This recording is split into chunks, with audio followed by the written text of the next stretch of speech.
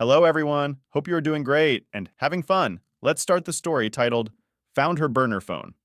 A while back, we switched internet providers, and our new modem came with an app to manage the network and connections. It was unreal how many devices we had connected to the Wi Fi. I was playing in the app one night and noticed an Android device or phone. We both have Apple devices. At first, I thought someone had guessed our Wi Fi password, so I changed our passwords, but it came back a few days later. I was working from home one day and noticed the Android phone disappeared when my wife Cindy went to work, and when she got home that evening, the Android device returned. I finally got a chance to look through her car, and later her purse, but came up empty. That night, while she was in the shower, I went through her gym bag and finally found it tucked away in her briefcase. I didn't have time to try and look through it, so I put it back. The next time she went to the gym, I went to look through it, but it was gone. The next night, I found it again in the briefcase. This time I took it and tried to unlock it, but none of her old passwords would work. I decided to take the phone to a repair place down the street to see if they could unlock it. I had to confess to the tech the real reason for wanting to get into the phone, as I am a lame liar, and he felt sorry for me, I guess, and an hour later called me and said he was finished. He backed everything up to a thumb drive that I read when I got back home. I saw all the pictures and texts between her and two different guys over the last 9 months, including graphic discussions about their hookups. 6 years of marriage up in smoke, thought I was having a heart attack, couldn't breathe, and just sat there at the computer staring at it all. I got better after an hour and guessed it was just a panic attack. When Cindy got home, she was very anxious. She wandered around the house, obviously looking for her phone. I asked if she was okay, and she said she lost some papers from work and needed to find them. I offered to help, but she said she would find them. I got her back in the kitchen and pulled the burner phone out and asked if this was what she was looking for. There was that deer in the headlight look on her face and panic starting to rise. I said there could be only one reason why you would have a second phone in your briefcase, and I asked if she was cheating on me, which she denied. I said fine, then give me the password so I can see for myself what is on it. She tried to turn it around on me and that I was invading her privacy. I handed her back the phone and said her response just proved my suspicions. I sat down on the sofa and felt a hot flash again and started to cry a little. When she saw the tears, she softened and said it was only once and she felt guilty about it and cut things off. I opened up the file on my tablet and handed it to her and asked, "Only once?"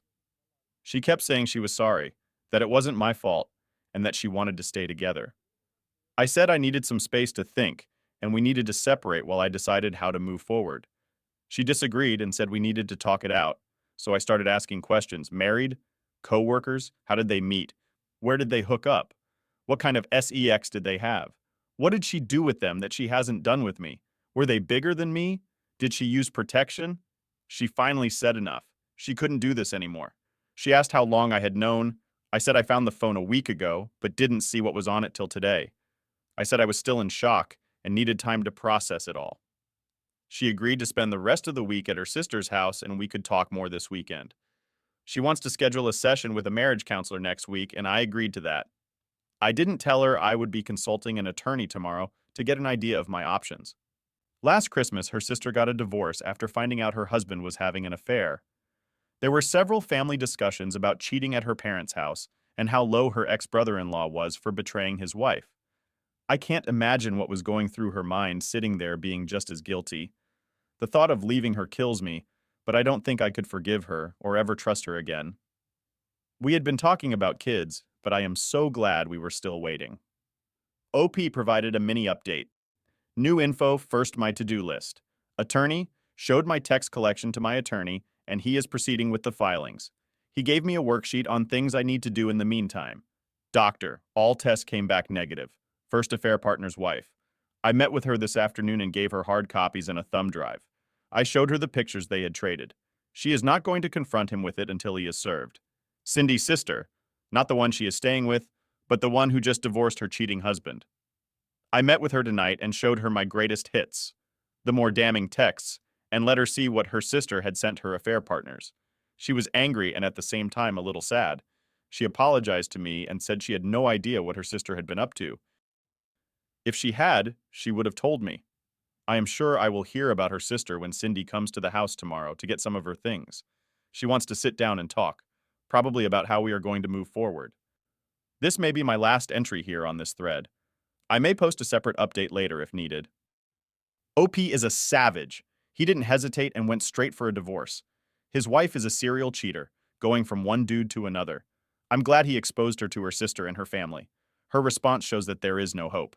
It sucks that OP had to go through this, but he will be much better off. And now to the update.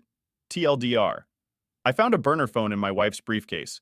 I got a phone tech to hack into it and found over the last 9 months she had 2 affairs.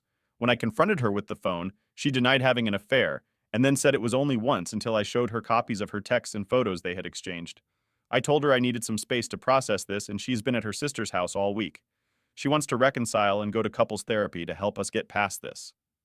Since she has been gone, I have decided to file for divorce and have a lawyer working on it. Her first AP was married, and I have reached out to her and shared their texts. She is currently starting divorce proceedings as well. One of her sisters recently got divorced due to her husband's infidelity. I shared everything with her as well. My wife Cindy came over to the house last night to get some things and to sit down and talk.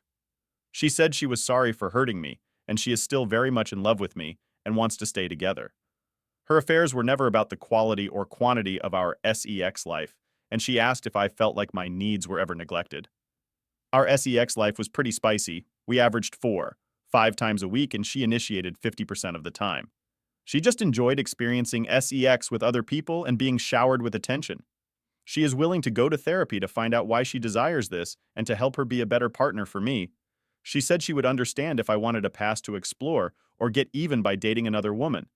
And if that was something I liked, we could look into having an open marriage so we could both explore that together. I told her that was not something I would ever be interested in. She said she missed me and wondered if there was a chance I was ready for her to come home, even if it meant sleeping in the spare bedroom for now. I said it still felt like too soon, and it might be better if we gave it some more time. I didn't tell her that I had filed for divorce. She should get served sometime this next week, according to my lawyer. We had a session scheduled for Wednesday for couples counseling that I have to cancel. Besides the betrayal, our views on our relationship are miles apart to even consider reconciling. Cindy was a little upset when her sister ambushed her over her affairs, but she figured it was coming. I guess her whole family knows at this point, and her parents are upset with her as well. This morning, a few of our mutual friends stopped by to check on me and ended up trying to encourage me to give Cindy another chance and work things out. I asked how much they knew and brought them up to speed, showing them the phone and all its contents. Needless to say, they were previously misinformed and now embarrassed. That's why you should tell everyone the truth before they spread their own narrative, and open relationships are a disaster. They are only good for women. Don't ever fall into that trap. And the second update, you've been served. I guess the third time is the charm. It took the process server 3 attempts to serve her today. But at 2:15 p.m., Cindy was finally served at her office. I was surprised it took her an hour to finally call me. She was upset, and I told her it was a simple power exchange. She had all the power before, and now I have taken it back. I told her that before we could talk about reconciliation, I had to be in a safe space, and that meant terminating our old relationship before dealing with anything else. I asked her when she started to cheat, what she thought would happen if she got caught, and isn't that the reason she got a second phone? She still wants to work things out, and I agreed to go to counseling with her, if for no other reason than to get answers to questions I have. At least our insurance is paying for most of the cost of therapy. I have little desire to reconcile, but I'm just playing along till the divorce gets taken care of. She is still delusional and doesn't understand the concept of consequences. You cheat, you lose. It is as simple as that. And the third update, confronting the affair partner. I had a bit of fun today after work. I stopped off at a downtown restaurant and had a drink in the bar. It was before the dinner rush and pretty slow, so I was able to have a long chat with the bartender. I told him I had recently found that my wife had been cheating with 2 different men for the last year. I told him the first affair partner was married and that I had met with his wife and given her copies of all the evidence I had collected. She had suspected he had been unfaithful but never found any proof. She was going to use what I had given her to take him to the cleaners, but she wasn't going to confront him until the day he got served. The bartender asked about the second guy. I said he was single, and I hadn't decided what to do about him yet. But I said I was a big believer in karma, and I wasn't afraid to help karma out if the need arises.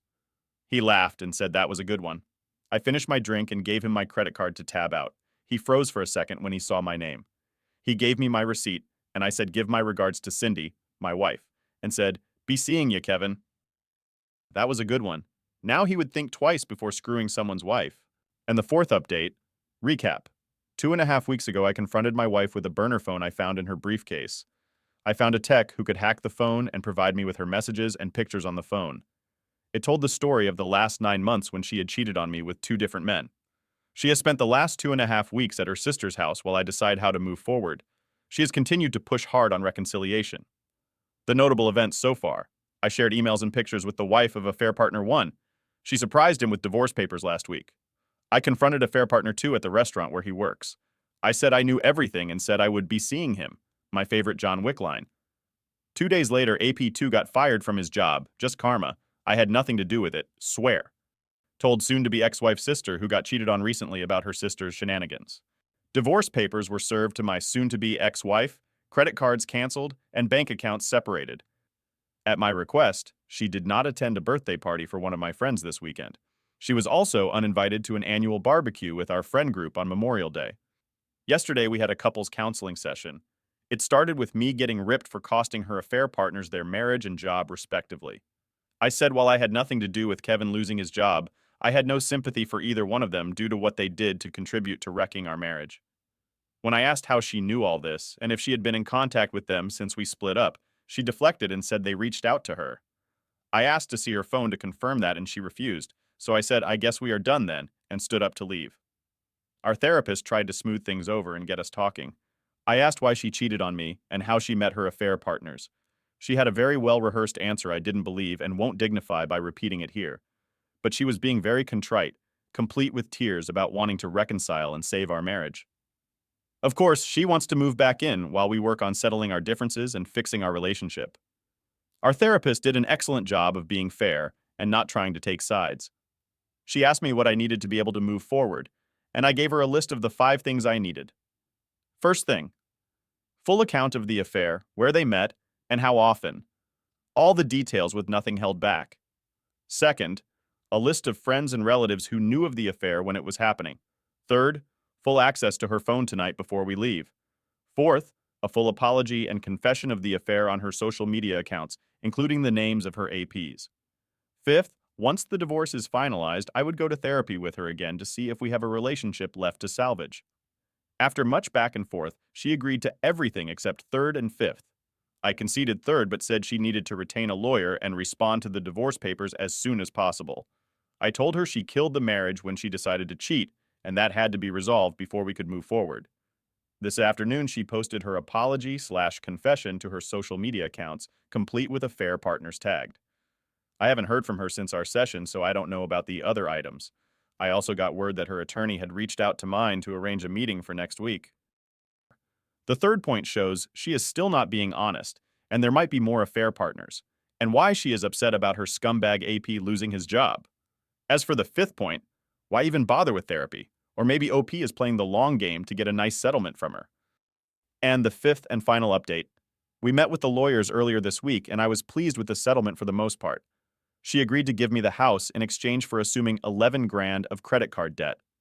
I had originally told her if we had to sell the house, I would be moving to another city, and reconciliation would probably be off the table. OP also provided an additional detail in comments.